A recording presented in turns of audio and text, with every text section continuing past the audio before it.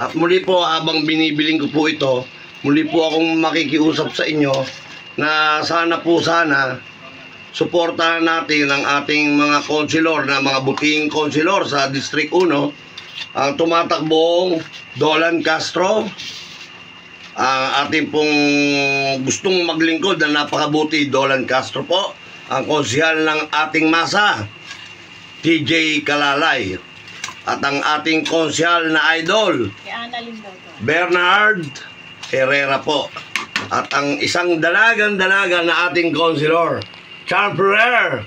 Kamusta po, Ma'am Char Ferrer? Solid po kami sa inyong suporta. Sa inyo, ha? Yung mga binanggit ko po, pakisuporta naman po natin. Yung mga nasa District 1, mga nasa Poging Ninong Channel, salamat po sa inyo. Suportahan po natin. Sigurado, maaasahan po nito yan, mga konsilor natin na yan. Mabuhay po kayo.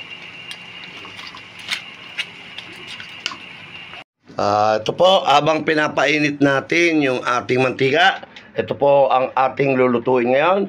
Welcome back po ulit sa ating YouTube channel, Poging Ninong. Dahil po ngayon ay Huwebes Santo, magluluto tayo ng gulay. Yan po, puso ng saging at maliliit na talangka. Mga young crab. Yan po. Yan po ang ating mga ingredients. Ang ating luya, bawang, sibuyas at ang ating mga seasoning. At ang special niyan yung ating gata. At ngayon po, uumpisa na po natin. Medyo mainit na yung ating mantika. Yan po. Papabidyo na po tayo kay Don Chivas. Yan po. Mainit na ang ating mantika. Lalagyan na po natin. At pagkatapos natin po lutuin to, isusunod pa po natin yung ulam natin para mamayang gabi. Yung ating sinigang na bangus na may kasamang laman loob ng bangus. Nakabili tayo ng yung puro bituka lang ng bangus. Yun, kala ko mainit na yung mantika. Yan po, medyo yan na, mainit na yung ating mantika. Ilagay na natin ang ating luya. Yan, ang pampasarap niyan, yung ating luya. At kabilang side naman, ang ating bawang. Yan. Yan, yes. Opo, yan.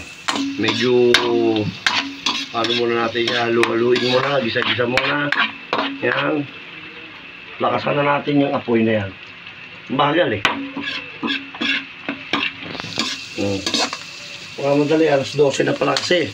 2:22 na po. Ay, 12:22. Opo, at medyo busy po tayo. Mamadali.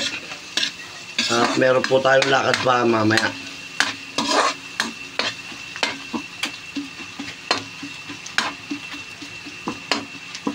Ayan. At ngayon, susunod na po natin to. Buti. Hinugasan natin to ng mabuti. Naka-4 na beses kong hinugasan. Naku, ang dumi nung ma-brown ang ma-brown yung tubig, tsaka ang daming mga parang mga sinulig, yung mga parang damo sa tubig ba, gano'n.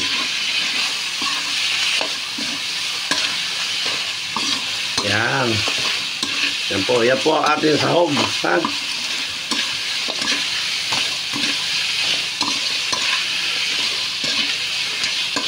Yan. Babalikan na po natin yan pagkatapos ng konting sandali lang po, ha? Ulit lang, babalikan natin yan. Pagkatapos, halu-haluin pa natin ulit. Yan. Ngayon, isama na natin yung ating puso ng saging para magisa-gisa din. Yan po, pinigaan na ng ating yan, mainit na tubig na may suka. Yan. Yan. Ang panghawak, Wait lang po. Yan po, pinaghalo-halo ko na. Wala pa pong tubig yan, ha? Wala pa pong tubig, wala pang ganun lang yan. Yung ginisa nating sibuyas, bawang at luya. Saka yung ating maliliit na talangka. Yan po. Young crab. Hindi naman talangka yan,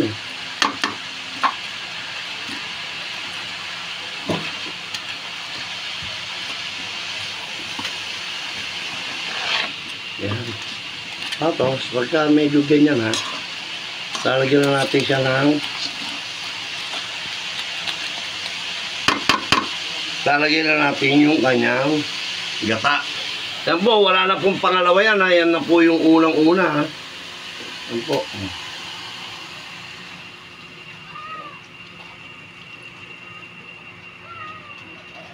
Po. Tapos, kukuha tayong suka.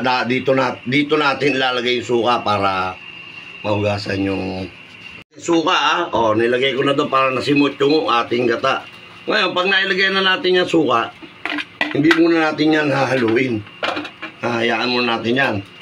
Habang pinahayaan natin siya, ilagay na natin yung ating mga seasoning yan, ating namnam, ang ating Ajinomoto. Araw-araw ginagamit yan, pampasarap sa kainan. O, hindi tinodo ha. At ang ating shrimp cubes. Ayan, ang ating hipon cubes.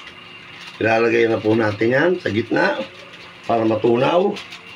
At ang ating asin, salt. Ayan po. Conforme sa inyong panlasa yan, kung maalat kayong kumain, lagyan nyo ng marami. Lasahan nyo muna, bawal munang haluin, at babalikan po natin yan. Salamat po uli.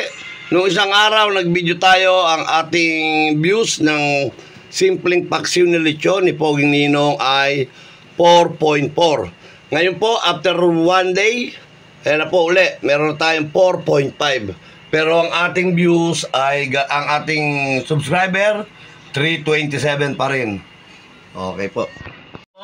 Bumili pa tayo ng isang Coco Mama dahil mukhang kulang yung 35 pesos na gata natin. Parang malabnaw. Ito po kayo, hindi na siya mag-ano yan, yung magmamantika, yung natutuyot kasi yung mga ganitong naka-pouch, hindi siya katulad ng natural na gata na naglalangis, ano talaga. Yan po. Coco Mama, yan po, binili natin ha. Yan. Lagyan po natin. Tapos, konting-konti na lang pong minuto, mga 5 minutes or 10 minutes ay finish cooking na po tayo. Yan po, malambot. Po? Ito na po, babalikan po natin yan. Yan po, nilagyan pa po natin yan ng konting sili para medyo anghang. Yan po, yung ating tiga-tikim pa. O yan, si Don Chivas po, ayan. O, suklay pa. Okay, yan po. Lagyan natin konting sili para medyo may konting kagat po. Yan po. O, haluin na. O. Huwag na daw siyang isama sa video. Habang buhok eh. O, wag ano. Yan. Ayan po. O, di ba? O. Tatapon pa po yung aming niluluto.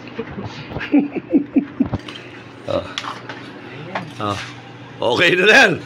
Tampelix yan. Okay.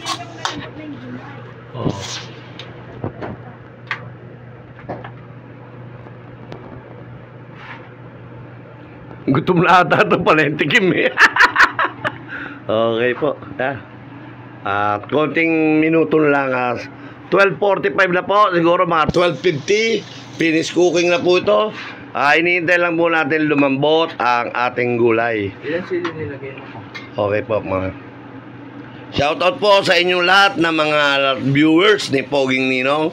Kay Maring Joan De Leon, Larry Visitacion at si Boss Renren. Si Boss Aldrich. Po yung ating finish cooking. Pero po yung ating finish cooking.